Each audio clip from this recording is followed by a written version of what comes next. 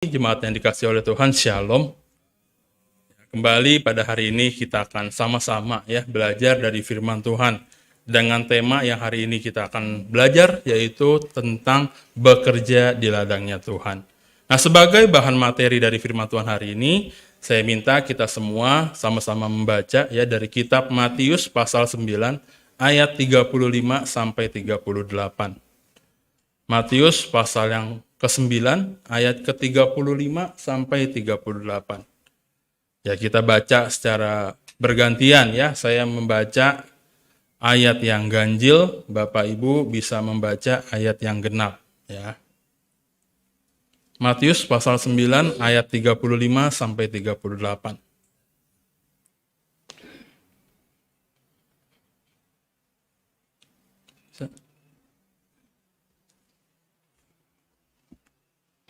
Ya, sambil kita tunggu ya, operator. Nah, ya. Di sini belum keluar. Udah? Oke, thank you ya. Matius pasal 9 ayat 35 sampai 38. Sekali lagi saya akan bacakan ayat yang ganjil, Bapak Ibu bisa membaca ayat yang genapnya ya. Matius pasal 9 ayat 35.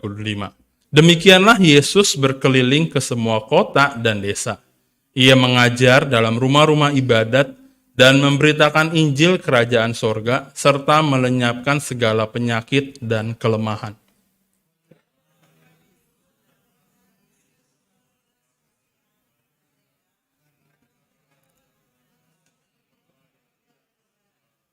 Maka katanya kepada murid-muridnya, tuaian memang banyak, tetapi pekerja sedikit.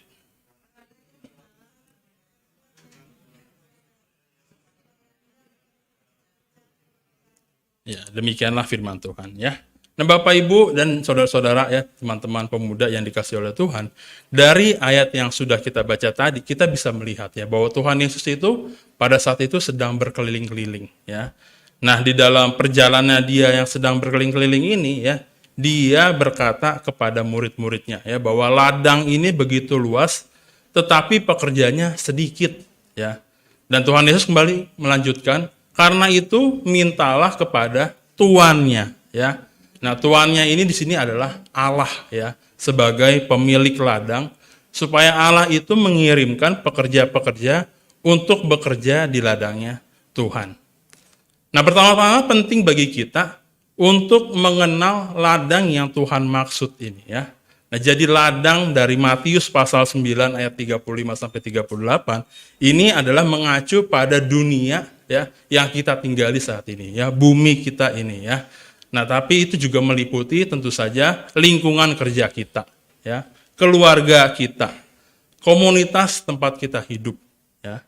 Nah, ladang Tuhan juga meliputi orang-orang ya yang ada di sekitar kita yang belum mengenal Tuhan Yesus sebagai juru selamat mereka.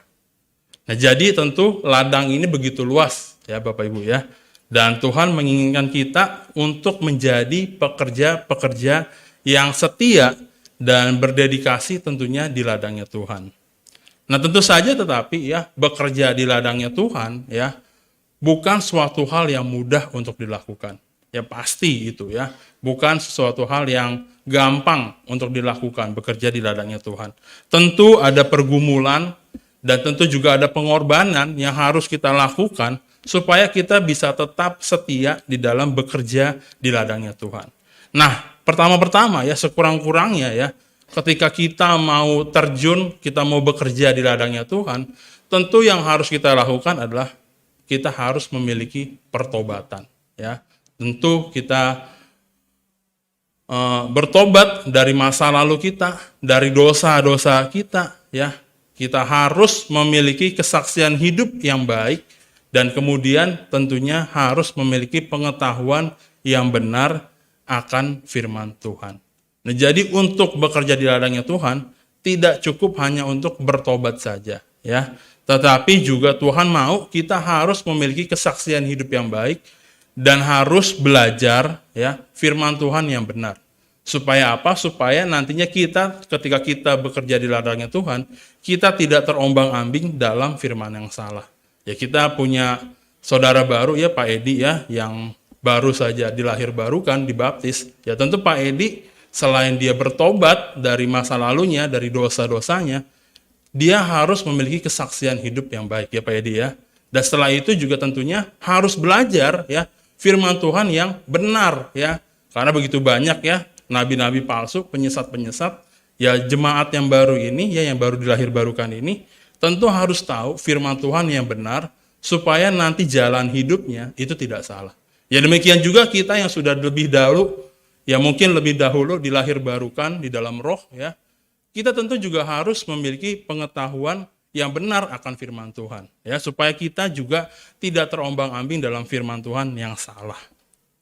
Nah, yang kedua ya, untuk bekerja di ladangnya Tuhan, kita harus mau dan harus siap untuk bekerja sama dengan orang-orang lain ya yang tentu saja berbeda dari kita ya. Berbeda ini bisa saja berbeda cara berpikirnya ya. Kalau kemarin ya di hari Kamis itu setelah BNS kan biasanya dibagi komsel ya. Bekasi punya komsel sendiri ya. Kemarin itu kalau nggak salah cuma 5 orang ya yang ikut, yang join. Nah 5 orang ini aja ya punya cara berpikir yang berbeda dari sebuah firman atau renungan yang disampaikan ya. Nah untuk bekerja di ladangnya Tuhan ya tentu kita harus mau menerima ya cara berpikir orang-orang yang pasti berbeda dari kita ya. Saat ini ya puji Tuhan agak lebih banyak orangnya, mungkin sekitar 20-30 orang.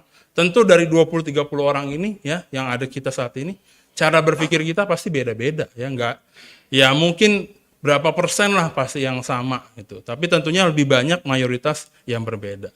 Nah, berbeda ini ya juga bisa dari budaya ya. Ada yang orang Batak, ada yang orang Nias, ada yang orang Chinese, ada yang orang Jawa ya. Budaya-budaya kita berbeda ya. Tentu sebagai tim yang sama-sama bekerja di ladangnya Tuhan, kita harus mau menerima perbedaan-perbedaan budaya tersebut.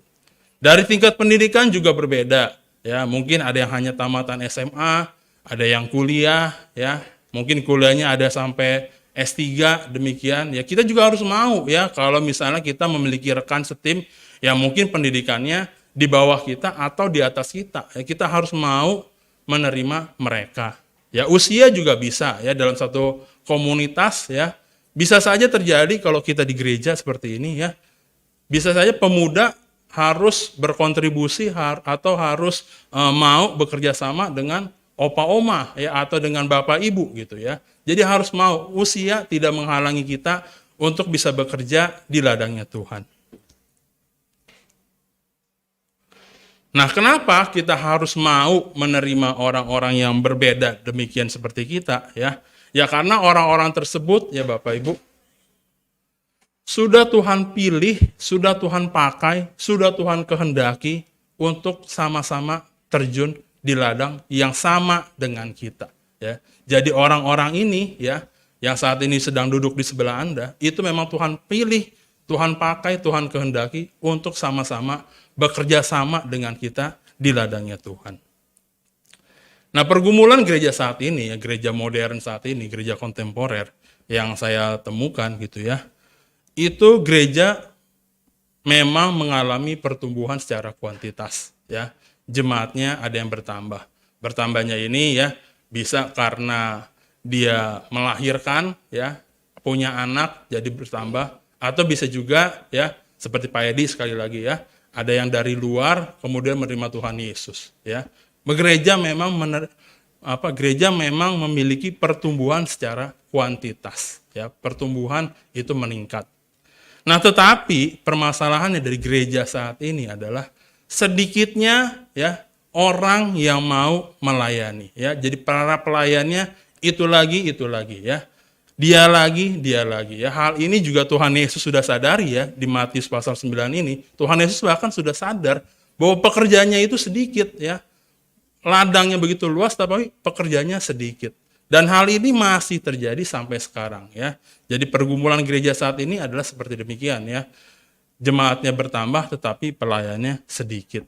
Ya memang banyak faktor ya, banyak alasan mengapa seseorang itu tidak lagi mau melayani Tuhan atau tidak mau mengambil bagian di dalam pelayanan di sebuah gereja atau sebuah komunitas.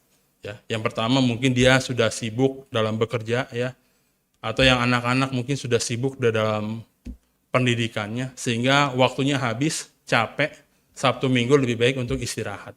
Ya. Jadi tidak lagi mau melayani Tuhan. Atau yang kedua merasa dia tidak punya talenta. Ya kalau tadi ya ada pemusik ya, mungkin dia merasa saya ini nggak bisa main musik ya, jadi saya nggak usah pelayanan. Atau dia merasa saya tidak bisa menyanyi, jadi dia tidak mau menjadi seorang singer ataupun mungkin worship leader ya. Padahal kan pelayanan di gereja bukan hanya sekedar pemusik dan worship leader atau singer ya, masih banyak hal yang bisa dilakukan. Yang kedua yang mungkin saja terjadi adalah dia merasa dia tidak layak untuk melayani Tuhan ya. Merasa bahwa masih ada orang yang lebih baik yang bisa tampil untuk melayani Tuhan. Nah, faktor-faktor ini ya tanpa disadari kalau terus dibiarkan ya, maka dia akan menjadi jemaat yang tidak punya kontribusi untuk gereja. Kenapa? Karena dia hanya mau dilayani saja. Dia tidak mau mengambil dalam hal melayani ya. Terus-menerus maunya dilayani.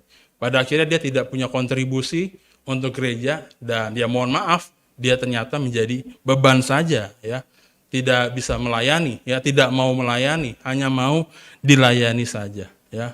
Masa bodoh dengan pelayanan dan tidak ada rasa penyesalan ya kalau dia tidak mengambil bagian dalam suatu pelayanan atau bekerja di ladangnya Tuhan. Ya tentu saja dengan dia tidak melayani, pada akhirnya dia menjadi orang Kristen yang tidak produktif. Nah, kembali ke dalam teks yang tadi kita sudah baca di dalam Matius pasal 9 ayat 35 sampai 38. Di sini disebutkan bahwa Tuhan Yesus itu berkeliling. Tadi ya saya sudah katakan bahwa Tuhan Yesus berkeliling. Dan di dalam perjalanannya dia menemukan orang-orang yang sakit. Nah, sakit ini ya kalau dalam tafsiran, sakit itu bukan hanya sekedar sakit fisik ya, demam ataupun hal-hal lain sakit seperti itu, tetapi juga jiwa dan rohaninya yang sakit, Bapak Ibu. Ya. Jadi sakit secara jiwa dan juga secara fisik. Nah, orang-orang ini dilayani oleh Tuhan Yesus. Nah, kemudian juga Tuhan Yesus juga menemukan orang-orang yang lemah, ya. Lemah ini bisa diartikan sebagai lemah dalam hal iman, ya. Mungkin dia percaya bahwa Yesus adalah juru selamatnya dia yang datang di hidupnya, tetapi tuntutan kehidupan dunia ini ya, ekonomi membuat dia akhirnya dilema ya untuk mengikut Tuhan. Nah, orang ini juga Tuhan pulihkan ya. Nah, jadi orang-orang yang Tuhan Yesus temukan ini di dalam Matius pasal 9 ayat 35 sampai 38, Tuhan menganggap bahwa mereka ini adalah orang-orang yang terlantar seperti domba-domba tanpa gembala. Ya, jadi kalau domba tanpa gembala, tentu domba itu tidak tahu di mana letak ya rumput yang bagus untuk dia makan. Ya, bisa saja dia makan rumput yang salah. Ya, jadi jemaat yang tanpa gembala bisa saja seperti demikian. Ya, tidak tahu firman Tuhan yang benar, pada akhirnya dia makan firman Tuhan yang salah. Atau domba tanpa gembala tidak tahu di mana dia mesti minum air yang bersih. Dan domba tanpa gembala ya, itu juga rentan terhadap serangan dari hewan buas ya, dari serigala ataupun hewan-hewan buas lainnya. Ya kalau ada gembala kan pasti gembala menghalau ya hewan-hewan buas tersebut untuk tidak menerkam dombanya. Nah, terhadap demikian ya orang-orang yang Tuhan temukan, Tuhan itu melayani mereka ya dan juga memberitakan Injil kepada orang-orang ini. Melihat orang-orang ini, Tuhan Yesus tergerak hatinya oleh belas kasihan ya.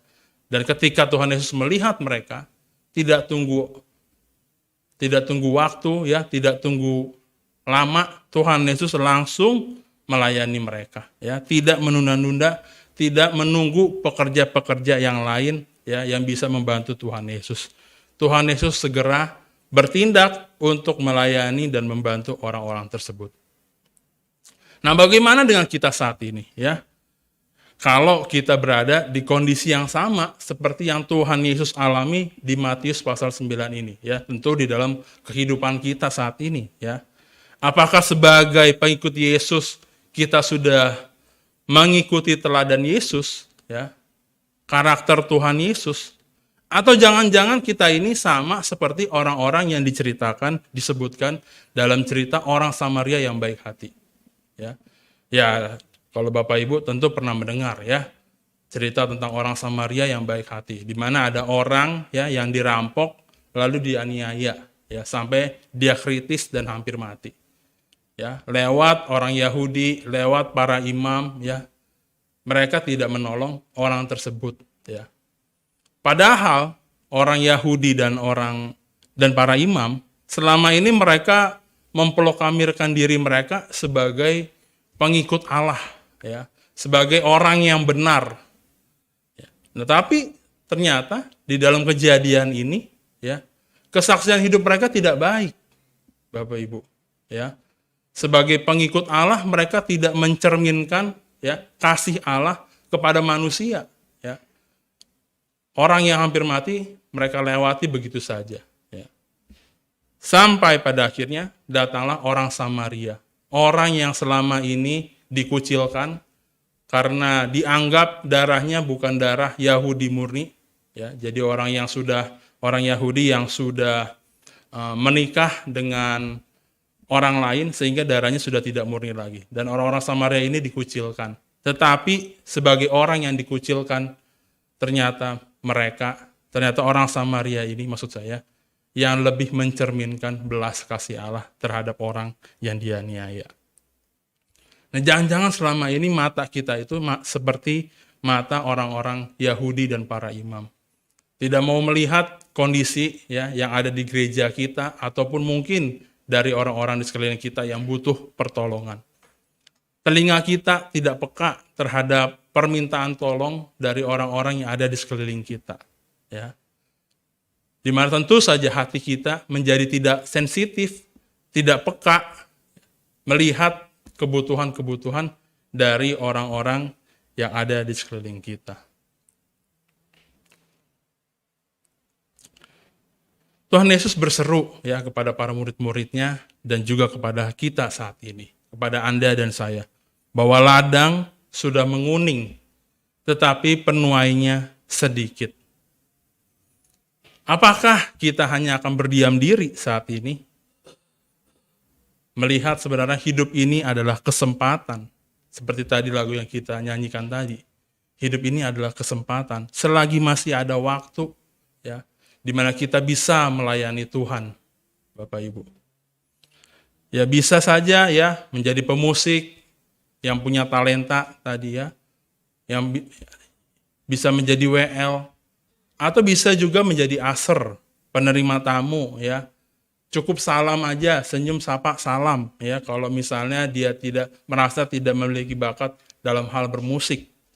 Atau mungkin kalau masih malu ya, bisa menjadi seorang pendoa atau guru sekolah minggu atau mungkin mentor di pemuda dan lain-lain ya. Banyak hal yang bisa saja dilakukan di mana Tuhan sudah menempatkan Anda. Ya, saya mengingat ya beberapa waktu yang lalu ya postingan dari Pendeta Roni di Facebook kalau nggak salah ya. Nah, di postingan itu Pak Roni sedang tidak salah di STT apa namanya? Saat di Malang itu seorang security yang meninggal kalau tidak salah ya. Mungkin Pak Roni melihat video ini. Dan di postingan itu saya melihat ya bahwa Pak Roni sedang sedih karena sepertinya security ini cukup dekat dengan dia. Dan ada satu kalimat yang saya baca di situ. Jadi mungkin kejadiannya mungkin waktu Pak Roni ini masih kuliah di Saat. Security ini berkata kepada Pak Roni, ya Pak Roni bagian dari melayani dari orang-orang yang ada di sekolah ataupun di gereja. Tetapi bagian saya itu melayani orang-orang yang ada sebagai pekerja-pekerja ya, tukang beca dan lain-lain. Nah, jadi orang ini pun mengerti Bapak Ibu, walaupun hanya security, tetapi dia tahu bahwa dia ditempatkan untuk bekerja melayani Tuhan di bidangnya masing-masing ya. Jadi saya melihat hal itu ya, saya cukup terkagum ya bahwa Mohon maaf sekali lagi bukannya mengucilkan profesi seorang security, tetapi security itu memiliki pengalaman dan pemahaman bahwa dia sendiri harus melayani Tuhan di bidangnya. Ya, kalau dia tidak bisa atau dia malu mungkin untuk berbicara dengan orang-orang yang lebih berpendidikan dari dia berbicaranya sama tukang-tukang beca. Ya Tuhan juga bisa menempatkan kita dimanapun ya. Kalau misalnya kita malu tadi ya, seperti Pak Security tadi, bicara dengan orang di atas kita, ya kita bisa ngomong mengenai firman Tuhan dari orang-orang yang mungkin sepantar dengan kita atau orang yang di bawah kita. Ya kalau diibaratkan ya, orang-orang yang bekerja di ladangnya Tuhan, mereka ini seperti orang-orang yang sedang bertanding. Ya, beberapa waktu yang lalu saya berkhotbah tentang perlombaan ya, memenangkan kemenangan hidup. Nah mereka ini adalah orang-orang yang sedang bertanding untuk memenangkan perlombaan hidup. Nah apakah kita hanya mau menjadi seorang supporter ya, yang hanya menyemangati mereka tetapi tidak ada imbas apa-apa, impact apa-apa yang bisa kita lakukan di dalam pelayanan? Atau justru kita hanya mau menjadi seorang komentator? Ya komentator ini paling jago menganalisa dan mengkritik seorang pemain ya atau permainan.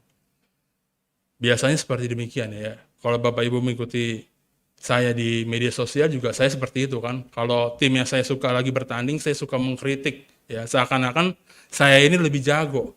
Tetapi apa saya lebih jago? Enggak ya. Buktinya yang main di Arsenal orang-orang yang saya kritik ya. Saya sendiri nggak main di klub itu ya. Ya pasti mereka lebih hebat dari saya ya. Tahan disenyum-senyum ya. Nah, apakah kita mau seperti demikian? Hanya menjadi orang yang menyemangati tetapi tidak berimbas apa-apa? Atau malah menjadi orang yang mengkritik dan menjatuhkan orang yang sedang bekerja di ladangnya Tuhan? Tidak maukah kita terjun secara langsung ya di dalam pertandingan tersebut, di dalam pertandingan kemenangan hidup, berlomba-lomba menuai ya dari hasil tuaian yang Tuhan sudah siapkan di ladangnya. Nah, seperti tadi ya, lagu yang kita nyanyikan bersama-sama. Hidup ini adalah kesempatan. Waktu yang Tuhan sudah berikan bagi kita. Inilah waktunya ya. Jangan ditunda-tunda lagi ya. Karena apa? Karena tidak ada yang tahu kapan kita dipanggil. Ya, tadi Bu Lili sudah mengatakan itu di sini ya. Tidak ada waktu, tidak ada yang tahu kapan Tuhan panggil kita atau kapan Tuhan datang untuk yang kedua kali untuk menjemput kita. Ya sudah sepantasnya sebagai pengikut Kristus kita bertemu dengan Dia ya sebagai mempelai wanita ya, bertemu dengan mempelai pria kita. Kita ini sebagai pekerja yang ada di ladang membawa hasil tuaian ya. Ya yang melimpah-limpah, jangan sampai kita datang dengan tangan kosong. Karena emas, perak, harta, kekayaan yang kita kejar selama hidup di dunia, ternyata itu tidak berarti apa-apa untuk Tuhan. Tuhan lebih melihat tuaian yang kita bawa. Nah, tujuan utama dari kita bekerja di ladangnya Tuhan, tentu saja bukan untuk hanya mengisi waktu luang saja, ataupun melaksanakan kegiatan rutin. Ya, tetapi ya untuk menghasilkan buah yang kekal. Dalam kitab Yohanes pasal 15 ayat yang kelima, Tuhan Yesus berkata, "Akulah pokok anggur dan kamulah ranting-rantingnya. Barang siapa tinggal di dalam aku dan aku di dalam dia, ia berbuah banyak. Sebab di luar aku, kamu tidak dapat berbuat apa-apa."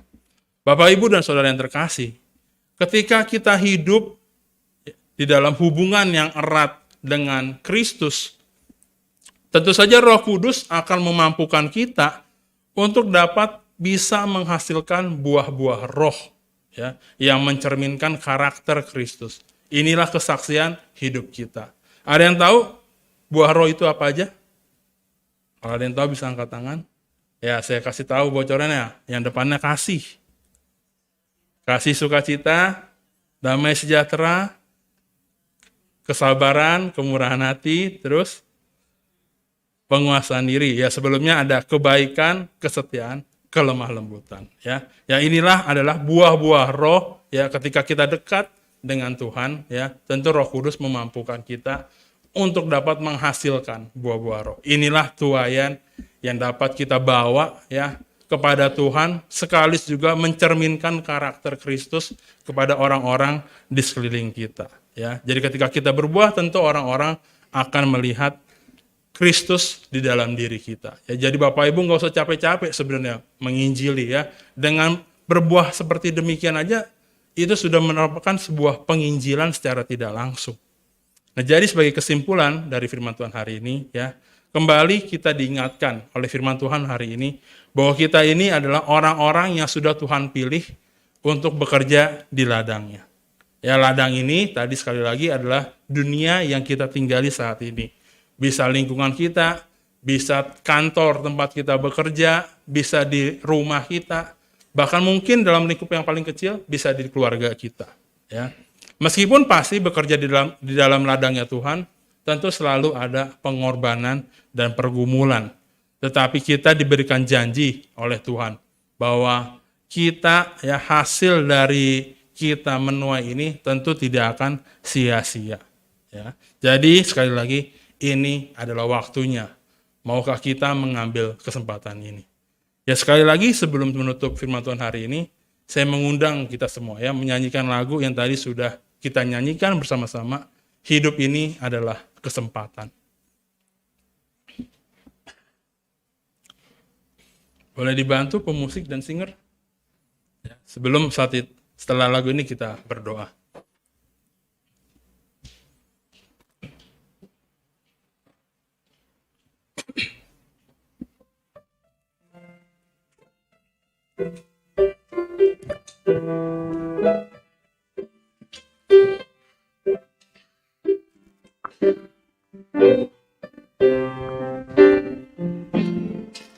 Hidup ini adalah kesempatan. Hidup ini untuk melayani Tuhan. Jangan sia-siakan hidup yang Tuhan beri. Hidup ini hanya sementara. Oh Tuhan, pakailah hidupku selagi aku masih kuat. Bila saatnya nanti ku tak berdaya lagi, hidup ini sudah jadi berkah.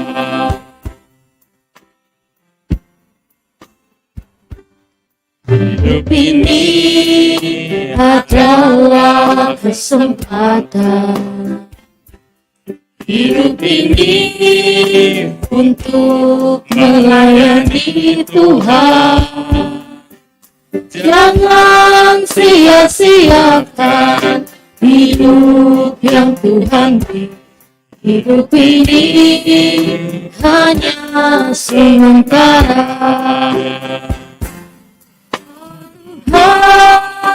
Pakailah hidupku selagi aku masih kuat.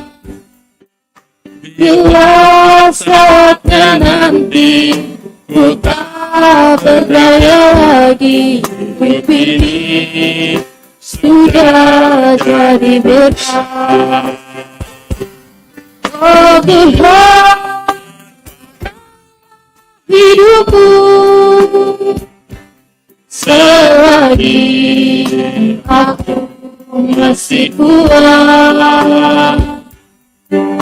Bila saatnya nanti ku tak berdaya lagi, hidup ini sudah jadi berkah. Bila saatnya nanti ku tak berdaya lagi, hidup ini sudah jadi berkah.